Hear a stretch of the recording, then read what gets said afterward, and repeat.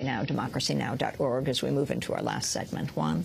Well, on Tuesday, Secretary of State Hillary Clinton gave a major address calling for Internet freedom around the world. Speaking at George Washington University, Clinton condemned the Egyptian and Iranian governments for arresting and beating protesters.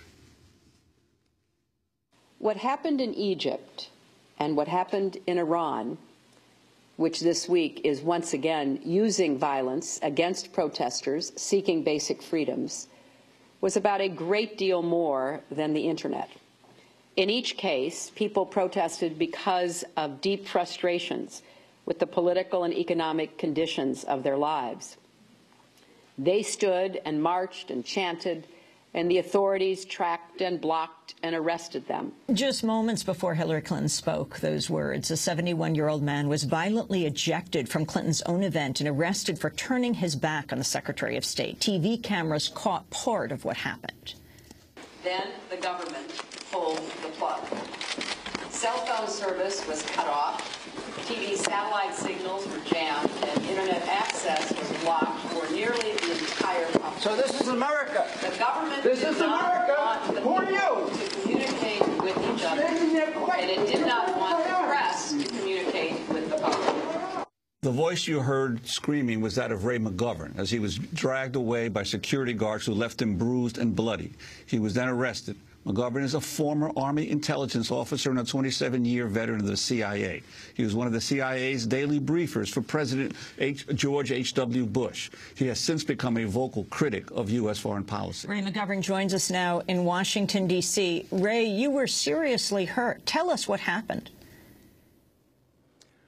Well, I was pounced upon. I was blindsided, really. I was looking straight to the back, minding my own business, the only offense being standing up when everyone else was sitting down.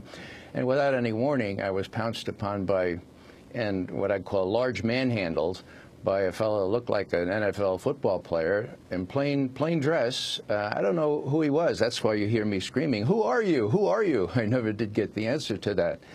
So it was really quite abrupt, quite violent, and the supreme irony, of course, is, and it sounds like something right out of Franz Kafka. 4 paragraphs later, Hillary Clinton is saying what you just quoted her as saying. You know, one has to keep one's sense of humor in all this, especially when one bears these kinds of bruises, and I can't show you the ones down below. I was listening on the way in. I tuned in a little late to your show, and what I heard Hillary Clinton say, that little clip, "We strongly oppose the use of violence." This is yesterday. "We have deep concern over the actions of security forces." And I'm saying, yes! Oh, she's going to apologize like my Veterans for Peace colleagues has asked her to do. But then I realized she's talking about Bahrain, straight out of Kafka. So you were seriously hurt. What parts of your body, what did they do to you? Well, they put 2 sets of handcuffs on me, very roughly. They were the iron or the steel handcuffs. They dug into my my wrist. Well, you could see some of this stuff right here. And they put it behind my back, of course, and I started bleeding profusely over my pants. We have the pants, they're full of blood. When somebody said, "Is that his blood?" One of the cops said, "No, I pricked my finger." Right. The whole back seat of the pants is suffused with blood. They threw me, well, they didn't throw me. They placed me in a patrol car.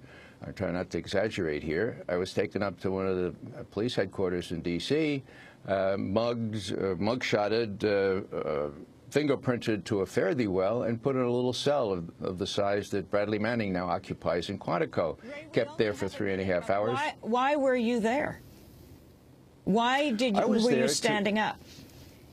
I was standing up in silent witness to the fact that Hillary Clinton is responsible, partly responsible, for countless thousands of Iraqis, Americans, Afghans, and, God help us, Iranians, I hope not, and that she should not get the idea that everybody's going to sit down and applaud politely when there are so many of us that are usually excluded from these sessions who are feeling very, very, very sad and very angry at the foreign policy of our government. Very seldom do you have a chance to express that. I thought that I expressed that in the most nonviolent way by simply standing quietly with my back to her with a T-shirt that said "Veterans for Peace." Well, Ray McGovern, I want to thank you for being with us, former top briefer of Vice President George H.W. Bush.